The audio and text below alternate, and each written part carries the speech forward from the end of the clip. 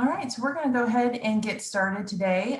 Thank you everyone for joining us for the fourth session in the Illini Aero Connections series.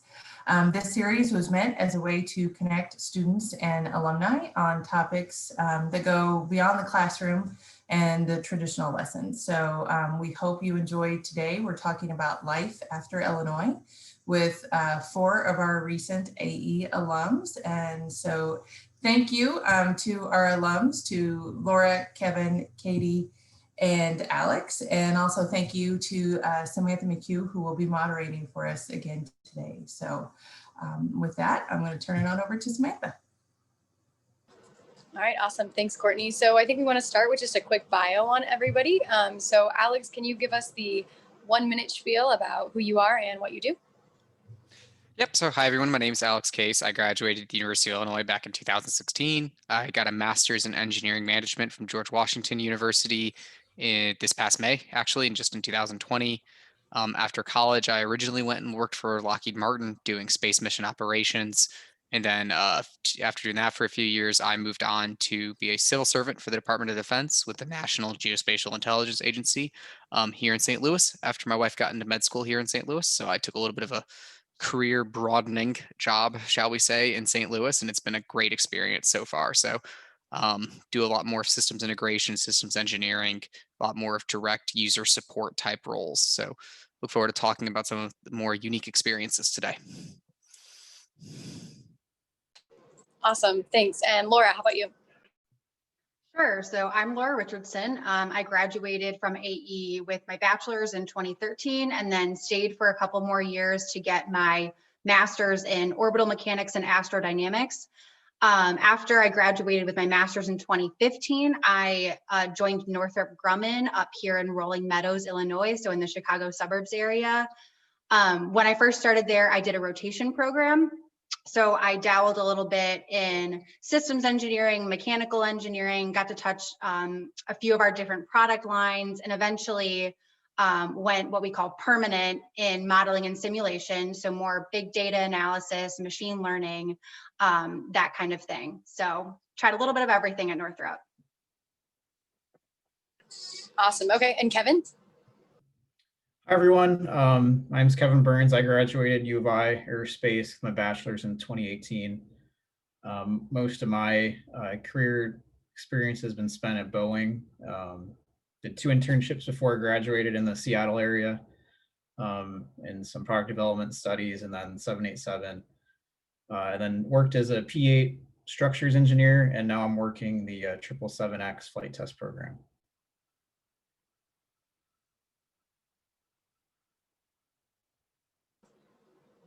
All right. And last but not least, Katie. Hey everyone, my name is Caite Beck. I graduated from University of Illinois with my bachelor's in 2016, where I was hired on with, at the time, Orbital ATK as a procurement quality engineer. I worked in that role for 2.5 years, and now I have transitioned into a structural design engineering role where I primarily work on our NASA programs. I have received my master's in engineering from Purdue University last December in 2019, and I'm now working on my MBA from Indiana University, which I'm expected to finish in another 1.5 years. And I'm also involved as the chair for the Utah section of AIAA, which I'm sure as students, some of you guys are probably involved in, and I do a lot of volunteer work on the site as well. So happy to be here today. Thanks for having me. Awesome. Okay, thank you guys. So we're going to jump right into some questions. The first one I think is geared towards students who are looking for jobs. So when you're coming out of school, right, you're always looking for the big names, the NASAs, the Boeings, those kinds of things. But we all know now working in the industry that there are a lot of different companies of different shapes and sizes and products. I'd like for each of you to kind of briefly tell us about how you found your first job and if a big company name was important to you or not and how you made that decision. And we'll kick it off with you, Alex. All right. Thank you, Samantha. So as I said, I started with Lockheed Martin after college, but that was more crime of opportunity than specifically seeking out a large aerospace prime. I actually got my start working with my first internship with about 1,000-person company. So by aerospace standards, pretty small. I was with ASRC Federal working on a NASA contract. And that first introduced me to the world of subs and primes and engineering services, and the fact that not everyone works for a big company.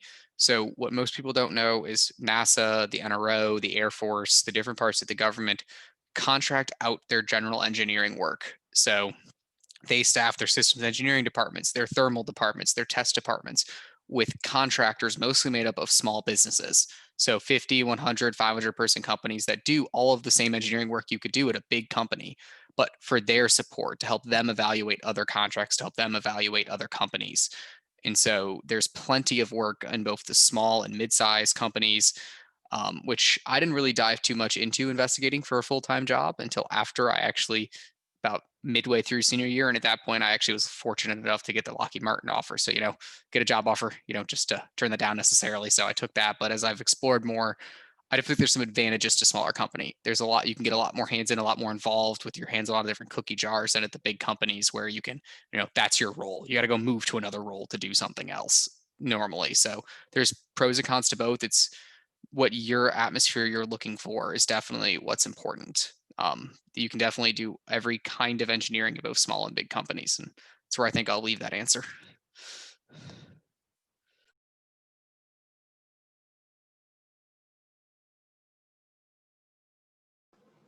All right, and Laura, what about you? Yeah, I share a lot of the same sentiments as Alex. I think at either a big or a small company, you can do a wide variety of different types of engineering work. For me, I purposely sought out bigger companies for that reason, because I wasn't quite sure what type of engineering I wanted to do. I graduated with an AE degree, but I liked the software side of AE. I liked the data analysis side, the mechanical engineering side. And so working for a big company, typically they have all of those departments usually in the same building. So I could kind of rotate, I could figure out what exactly I wanted to do. And then along those lines too, I didn't know what kind of products I wanted to work on. I obviously liked space stuff. That's why I stayed for my master's, but I was still interested in defense work or aircraft work, and all of those other sorts of things. And so working for a bigger company would let me dabble in all sorts of different product lines, all sorts of different customers, et cetera. Perfect. Kevin? So I kind of agree with a lot of what Alex said about, in school, you kind of hear the big name companies, but then you go into the workforce and you hear about all these different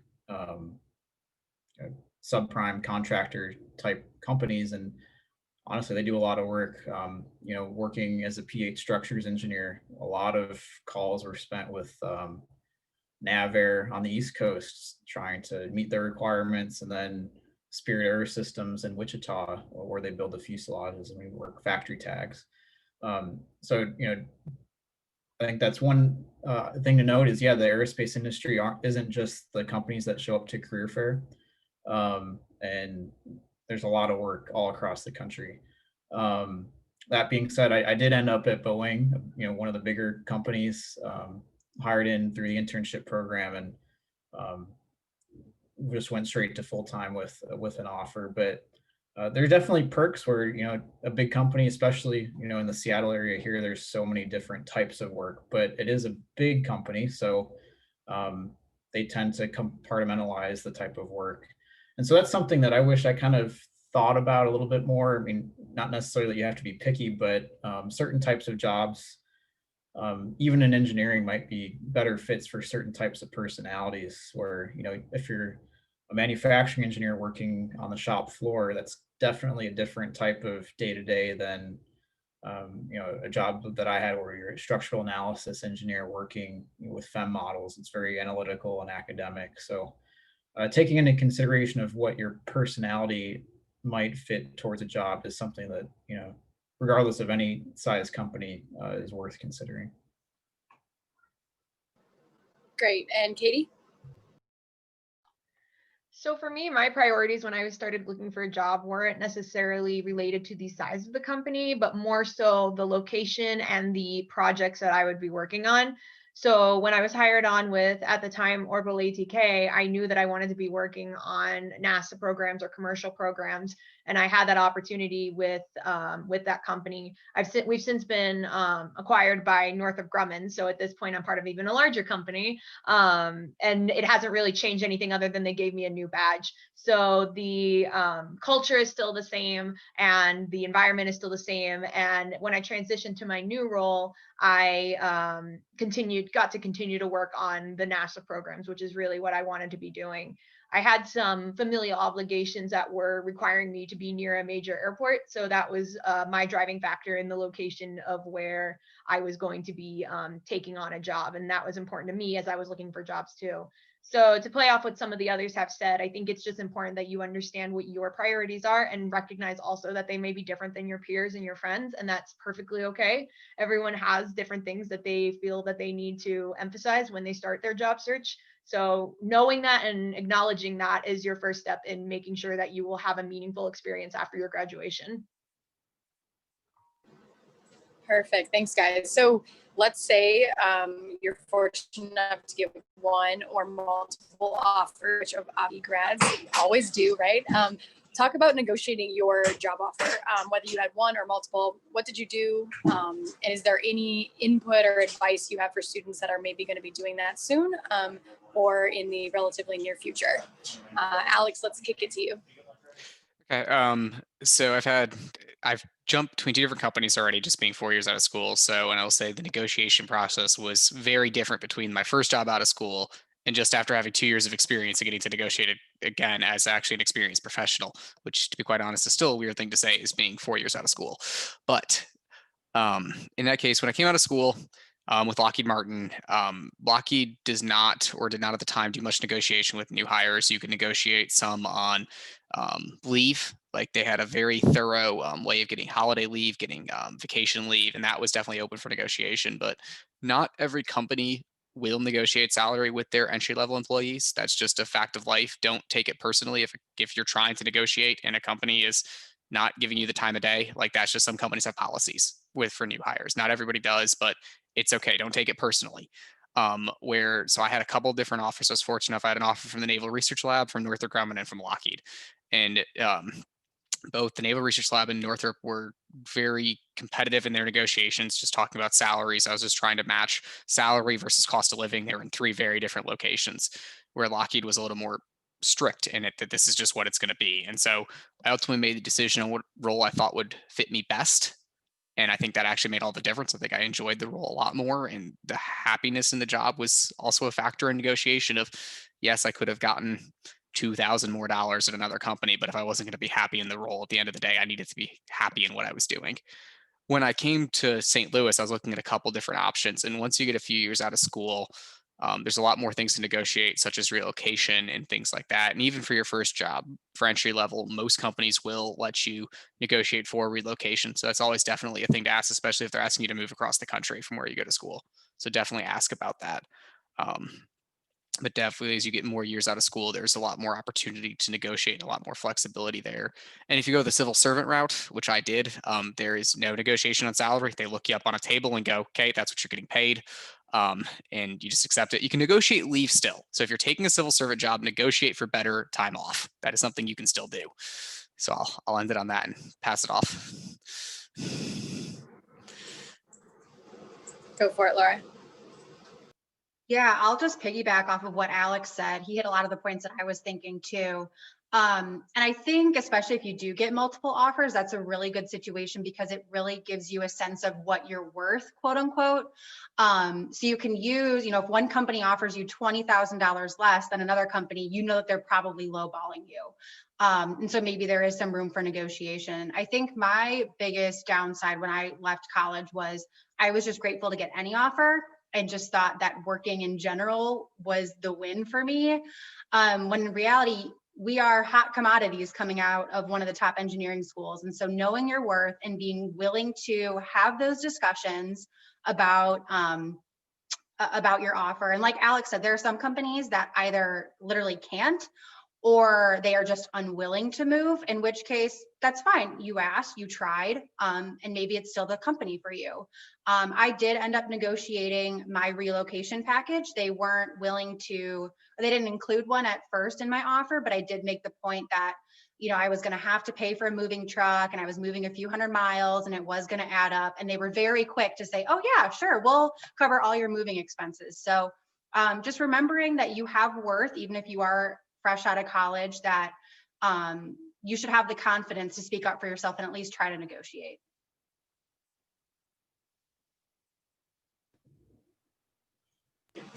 Go for it, Kevin. Yeah, so agree with all that was said. Not too much more to add, so I'll keep it short in the interest of time. But I guess one other thing to build upon everything that was said was, especially get offers in different parts of the country.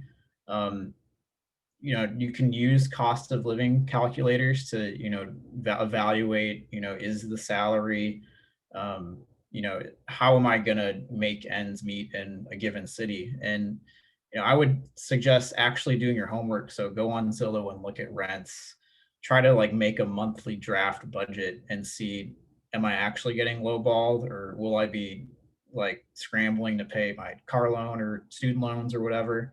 And we'll touch on more of that later, I think, in another question. But you know, you can also do your homework on those things too, to, you know, see if a job's a good fit or if you can negotiate more. With Boeing as an entry level, there was no real negotiation, but they did do relocation, so that was good. But yeah, I'll leave it at that.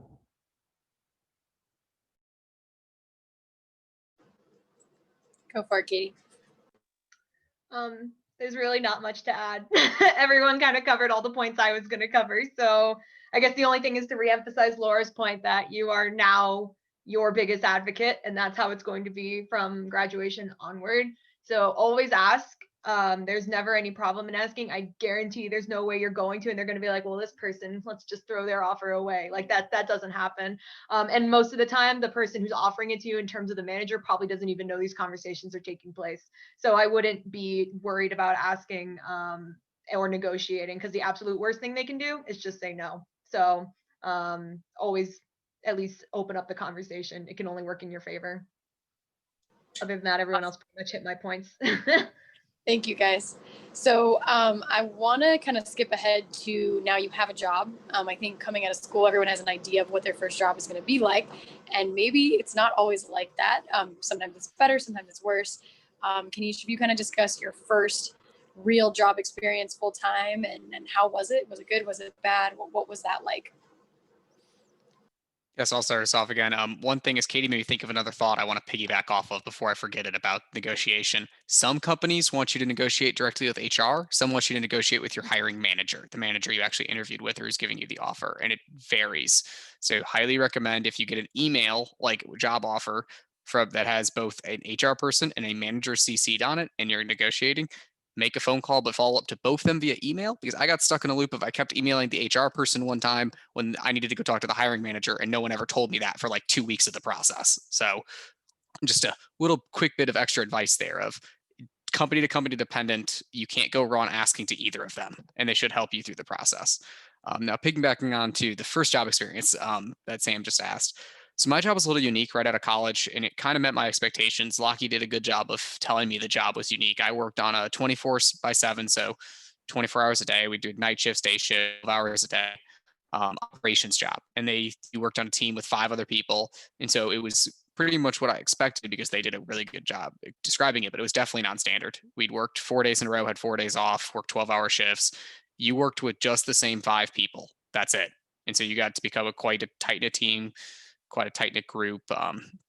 They trained you when the newbies came on, and when the next new person came on, you trained them. It was a very self-fulfilling prophecy, and it was a lot of fun to have that close of a team. You work with the same people every day. You're focused on just achieving operations, achieving mission. And so I had a good time with it. It's definitely not something I wanted to do long term, but it was a lot of fun. the rest part of the first job experience of just figuring out life insurance, finances, and all of that came as interesting when I was on 24/7, when you need to call someone to set up health insurance or call HR to have questions and you're sleeping all day because you're on a night shift. That got a little interesting at times, but all in all, it was a good way to start my career and gave me a unique experience for what the users of the systems we all hope to build go through. Awesome. Thanks. Laura? Yeah, I alluded to it earlier, but I was fortunate to have a rotation program at Northrop right off the bat. So for the first 1.5 to 2 years, I was rotating between 3 different jobs, and then was able to figure out where I wanted to go permanent in for the rest of, for my first real job, I guess. So my first rotation was actually something I thought I would enjoy, which is mechanical engineering. So doing a lot of CAD drawings, a lot of finite element analysis, all of that kind of very mechanical stuff. And I actually ended up hating it. I really, really didn't like it, which was kind of insightful for me going into something I thought I would love and ended up really not liking. But as a lot of people say, finding something you don't like is just as valuable as finding something you do like, because I was fortunate that I knew that after 6 months it would end. So I just, got my experience. I met all sorts of people that I'm still in contact with in the mechanical department. But yeah, I moved on to something for my next rotation that I just fell in love with. And so my first job, yeah, it wasn't what I thought it would be, but I was in a really good situation where I could carve out my path and I didn't have to stay there. So I was really, really fortunate. Cool. Kevin? Yeah, so the one shock to me coming from out of college to a first job at a big company was, in college, you were always studying, doing homework, going to club meetings, like having fun with your friends. It was go, go, go, go, go. And then I showed up to my, structural analysis job in 9 to 5, and with kind of, big corporation timelines that were, not really measured in weeks, but months or years. And so for me, it was a bump down in terms of like working pace. And that was a little bit of an adjustment for me, because you have free time, which is kind of a novel concept out of college. And, definitely has its pros, but I wasn't used to it. So, making sure that, yeah, you can go do stuff for yourself and have fun and whatnot. And also use that time, you can, a lot of companies offer, education incentives, for masters, et cetera, but it's up to you to go explore that and leverage it. Another aspect was, I kind of was a little dumbfounded by the fact that, my lead in a, structures engineering type job kind of assumed I knew basic engineering and nothing else. And so showing up to the job engaged and proactive and asking questions goes a really long way. And, coming out of college, that might seem obvious, especially at Illinois, where it's kind of competitive and, we're always trying to do our best. But even doing the little things like that can make a big difference in, how you perform your first year, how your leads and management will, or rate you as an employee, and little things like that. Yeah, that's all I have. Thank you. And Katie? So my first job was a little unique in that I had no idea it existed in the industry when I was first hired on. So more specifically, my job was to take all of our requirements from our various customers, depending on who that was. It could be NASA, it could be the Air Force, it could be the Navy, or any other smaller industry customers. And I would relay them on to our vendors, the types of sub-tier suppliers that both Kevin and Alex were touching on earlier. And then I would also be traveling out to all of these vendors and making sure that they actually are upholding those requirements that were laid out by us through proxy of us from our customers. So that required a lot of travel. I was gone quite frequently, especially when we were in the middle of development programs that required me to be gone about 50% of the time from Utah, which I kind of enjoyed. It allowed for a change of pace. It allowed for flexibility in my work hours because I was traveling so much. And I just think that it was really valuable of me to be in that experience and to get to have it, because it opened my eyes up to the manufacturing floors of all of our sub-tier suppliers. It opened my eyes to the design requirements and how we could make them more manufacturable, and the quality side, of course, because I was a quality engineer first and foremost. So my advice, I guess, is to take on roles that maybe sound interesting, even if you're not entirely sure what they are, because they could still be great learning opportunities available to you. Additionally, kind of to play off Laura's point, I know the rotational programs are a big buzzword that a lot of people like to use. However, if you're not sure if that's something you want to do, you can kind of what I call create your own rotational program. When you take on a role, you're not stuck in it for the rest of your life.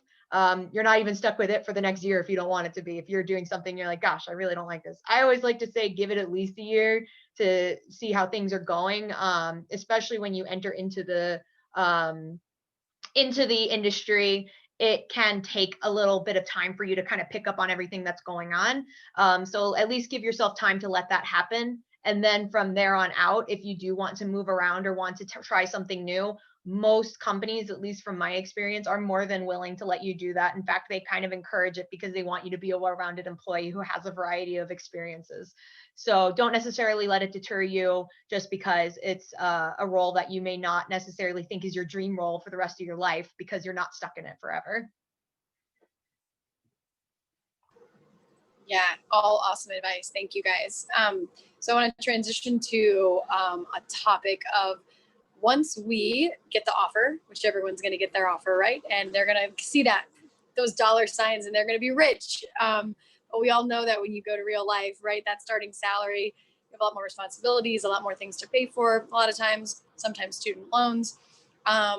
Specifically, I'm interested in like your budget once you graduated. How did you handle your budget? And is there anything you wish you would have done differently? Maybe you spent it all and had nothing left, or what does that look like? So give students a little bit of advice about that. Alex. Yeah, so in typical engineering fashion, I created an Excel sheet was my starting point. But no, in all seriousness, I created an Excel sheet. I wrote out what I thought my expenses were going to be. I built in a healthy margin for, like, I'm young and dumb and don't know what all my expenses are going to be. And I glad I had the foresight to admit that when I wrote my first budget out of school.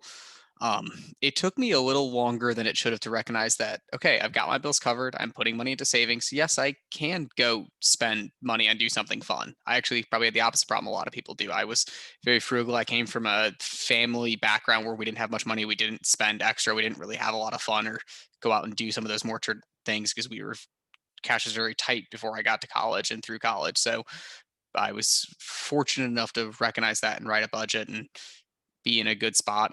Invest in your 401k or IRA. Your companies are going to give you matches. Take the matches. They're free money. Do it. Make sure you're thinking about that. You don't need to like put all of your money into retirement the moment you get out of college. Well, you can. It's great if you want to, but you don't have to. But make sure you have a plan. Take some time, get your feet under you, talk to family, talk to older friends. Just, make sure you're living within your means would be my best advice. I watch people go to bigger cities with high costs of living and don't pay attention to what living in their means mean. I lived in Washington, D.C. after school, and I watched a lot of people, I'm going to go get an apartment in Arlington. For those of you who don't know, Arlington was ranked one of the number one place for millennials to live and is like one of the highest zip codes in the country to get an apartment in. It's probably what Austin's becoming these days, to be honest. And it was where I went a little further outside of DC and had a much more affordable apartment. So pay attention to cost of living in your area and write a budget so you can live within your means. And I mean, you're engineers, you know how to use Excel. Let's just do it, make your life easier, do some forecasting, keep yourself afloat that way is what I'll say. Thanks. Laura? Yeah, I think it was very shocking going into the real world. I was in school for 7 years. I did a 5th year in undergrad and then stayed for 2 years. And especially in grad school, what they say is very true about grad students. I was scraping by, really, really struggling to make ends meet. At that time, my apartment, I think, was like $250 a month. I had 2 roommates, very, very casual living. And then all of a sudden, when I got my first job offer, I thought the whole world would open up to me, that I'd have all this extravagant spending money. I could buy whatever I wanted. And in some regards, it's true, right? I mean, we're engineers, we make a livable wage typically, but on the other hand, once you factor into things like Alex said, your health insurance now, you have life insurance, you have maybe an HSA or FSA. If you're doing your company 401k matching, for us, that's 8 to 10%. So that's automatically taken out of your paycheck. Taxes, obviously. So when you factor in all those things and you think you're making what your offer was, actually when your check comes in, it is significantly lower than that. And even within a few months of me moving up to the Chicago area, I had to buy a new car. My old car broke down from college. So that was a big sticker shock that I wasn't prepared for. Like I said, I went from an apartment in Champaign that was $250 to one that was over $2,000 a month, because that's kind of what it costs in a lot of these areas up here. So I think you need to be really, really honest with yourself. And it is exciting to get a job and to have you're earning, a good wage and everything, but to be very brutally honest about what that means for your standard of living, especially for the first year or two. Perfect. Kevin? Yeah, I agree with all that said. The dollar signs do kind of appear in front of your eyes with an offer, and sometimes with relocation, and if you're really lucky, a signing bonus. But at the same point, one thing that at least mentors at Boeing have taught me, the effect of compound interest, especially if you start young with retirement accounts and company matches. You want to put at least enough to get the full match from the company, and more the merrier. But at the same point, we also want to have fun in the moment and save for certain goals. So be it for me, one of them was I always wanted to get my pilot's license, and so I had saved up and got that done, but at the expense of other goals. In regard to my personal situation, Seattle is expensive. It's very expensive. So I still have 3 other roommates that I live with. And so that's one way to knock the cost down and meet new people in a new city too, if you're moving somewhere that you're not familiar to. And then I guess one other thing that I always kind of kept on my radar in terms of, all the other things that said about budgeting and, student loans and not being underwater with, actually saving money for the future is, there, if you do perform, there is a chance to get promotions, and especially at bigger companies like Boeing, a lot of times you might have to be the driver of that and making your management aware of, your performance and why you should be considered for promotions, because promotions always help with higher salary. So always kind of maybe taking a journal at work of, I accomplished this, and it affected the organization in this way. And as you do things and get a longer list and meet with your management, it's kind of builds a factual case for you to get paid more too. So that's another way to tackle it too, is of course save money, but also you can strategize to make more at the same time too, to a limit. But yeah. And Katie? So admittedly, I'm probably the worst person to ask about this. So I'll just reemphasize the point of know the cost of living of where you're going. Alex put it in really good perspective. To add some additional personal experience to that, I currently live in a house in Utah. I know for a fact my mortgage is less than some of my friends' rent in the DC area. So just some things to think about as you get those offers and as you're considering where you're going to live. Other than that, I think people did a really good job of all the points I would want to make. The only other thing I would do is if you're not an Excel friend or Excel fan, although I don't know any engineer who isn't, I prefer to use Mint, which is an online app that connects to all of your accounts, and you can make budgets in that and savings and stuff like that as well. So that's just my personal preference.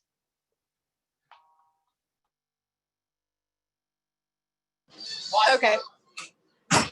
So one last question, I think, for you guys. When we're in school, there's always something to look forward to, right? You're looking at the next year, graduating, getting a job. But once you're in the workforce, that's not always the case, right? You might not have something coming every 6 months or a year, 4 years, whatever it is. Can you talk about how you avoid getting bored in your job, how you stay motivated, and if your company helps you with that, or what you found to be useful in your professional life? And we'll start with Alex. So in my professional life, I've had the unfortunateness to not work on a program that's fully staffed yet. So I've done multiple people's jobs since I left college, which you will find is more common than you would expect it to be honest, especially if you go in like smaller groups or smaller programs. So within my work life, no, they've kept me rather engaged. My personal life though, and Kevin kind of alluded to this earlier, of I had spare time. I didn't come home from work and do homework. What was I supposed to do in the evenings or on the weekends? And that was a very large adjustment. I've always loved golf. I became even more addicted to golf. I started reading books again. I went through a period of like, what am I supposed to do, to the point I started overextending myself in my personal life right after I got out of college, because I was like, oh my God, all this time I could do all these things. And then I got burnt out from doing too much that way. And so there's a balance. It took me, I will freely admit, probably about 6 months, 12 months after college to find the balance between, okay, you work, what do you do for fun? When do you just need time for yourself to relax? And it's okay. It's going to take you a little time to adjust from going to that pedal to the metal, I'm going to do homework till midnight, to, oh, guess it's time to go home. Guess we'll go have a beer.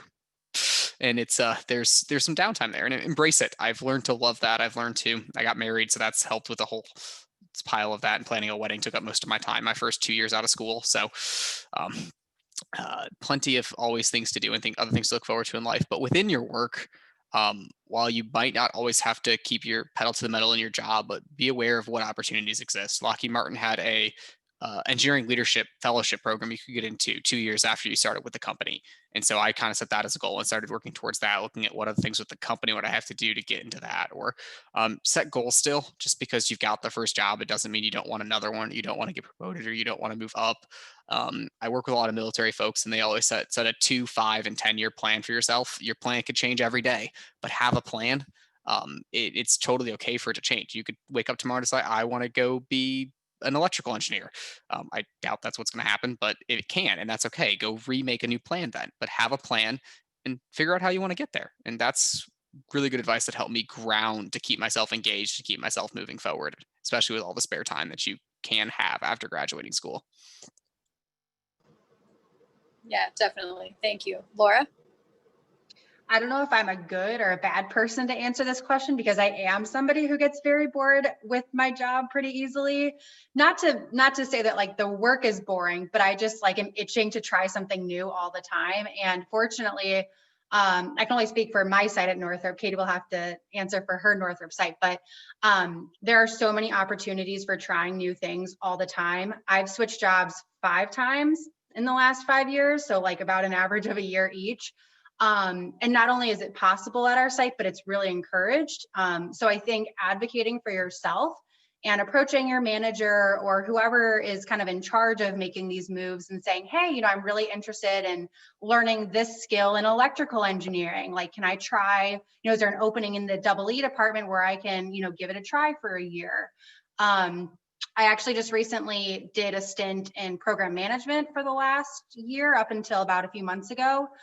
Because I had been an engineer up until that point and wanted to learn about, contract negotiations, how to write a proposal, what the finance side looks like of all of our contracts and stuff like that. And so I was really fortunate that my groups were really encouraging of that and really found the value in me trying these new things. So I think for some people, they know exactly what they want to do for the rest of their life, and they'll say, this is my job, I'm going to retire in this job. And there are some people like me who want to try all sorts of different things and expand their skill sets. And I think it's okay to be either one, but to be honest with yourself and really pursue opportunities if you want to try something new. I definitely agree with that. Kevin, how about you? Yeah, so I used especially right after graduation, that first year, you can do stuff that you never really had the time for in college. So I don't know about everyone else, but I learned how to cook well, and actually worked out, and you could go volunteer and just be a more well-rounded person in that regard in your personal life. And those things, especially eating well and getting workout habits, and it only will help you as a person too. So there's that aspect of it. I think someone else before me mentioned the importance of having goals still. And I think that's really important for, having motivation and, be it career or personally. If it's like, I want to run a marathon, you can go set out to go do that. Personally, for myself, like I alluded to before, I always wanted to go through flight training. And I also kind of use it as a career helper too. Not only was it a personal goal, but it got me my next job as a flight test engineer. So you can invest in yourself in certain ways that might have rewards down the road. Same thing goes for, master's programs and things, but, like everyone else has said, you have free time, so you don't have to burn yourself out all the time and actually sit back and smell the roses a little bit sometimes. And then, especially in the workplace, my first job, I definitely got bored and frustrated and thought it was repetitive at times. And I think it's important to realize that you don't have to suffer in silence at work. If you're not enjoying it, no one's going to know unless you speak up. And so I was able to, bring that up to my managers, and I got different assignments, and that helped.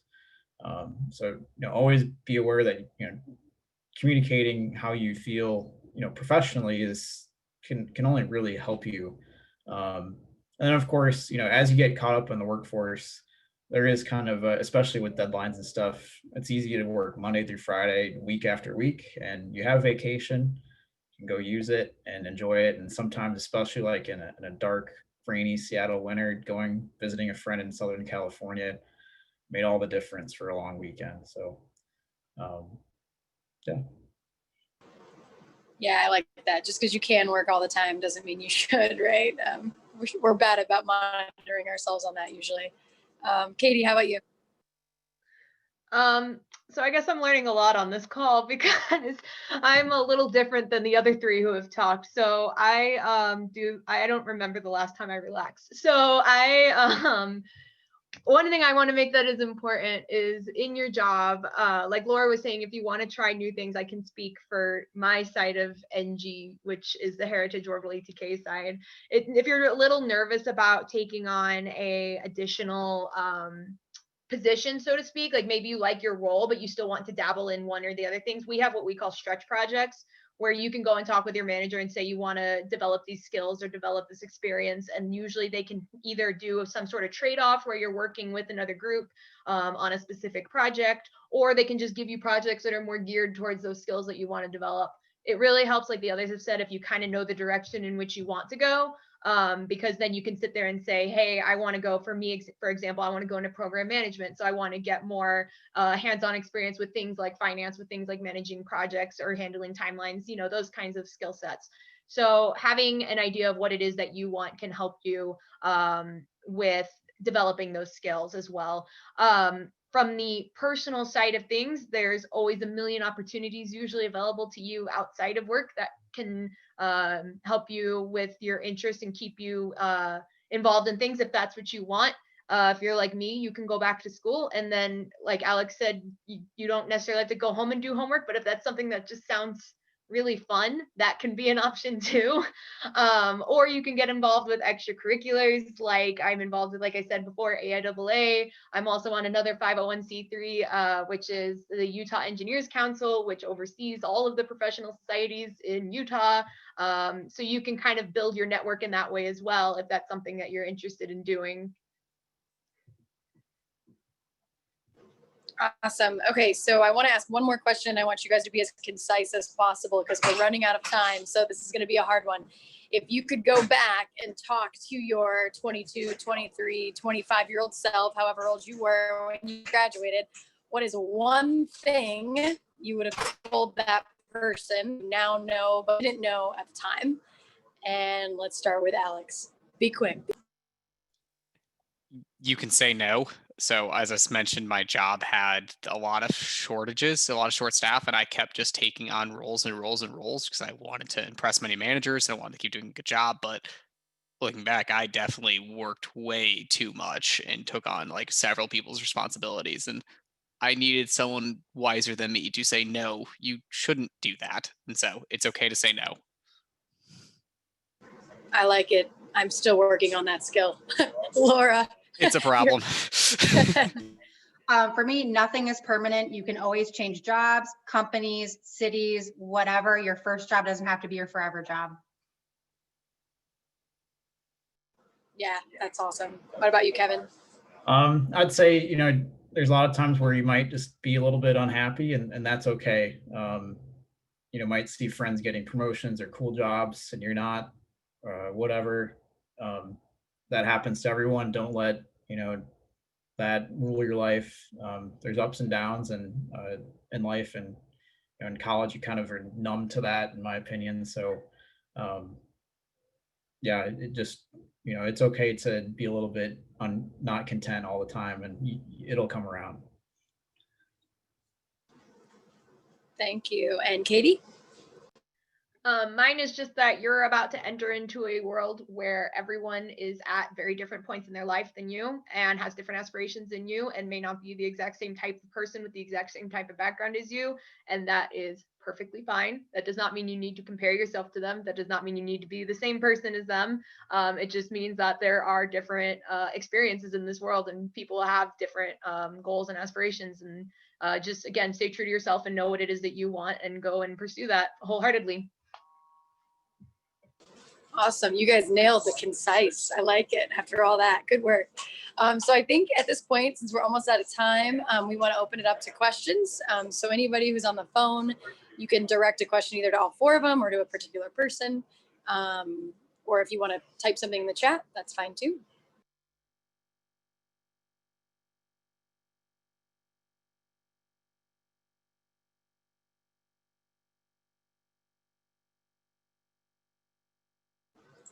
Anybody? Yeah, not everyone. You guys just said so much. You awed them. They have nothing else to say. Courtney, I'll hand it back to you. I think if they want to reach out to the speakers, maybe there'll be a way to do that. But thank you everybody for participating today. All right.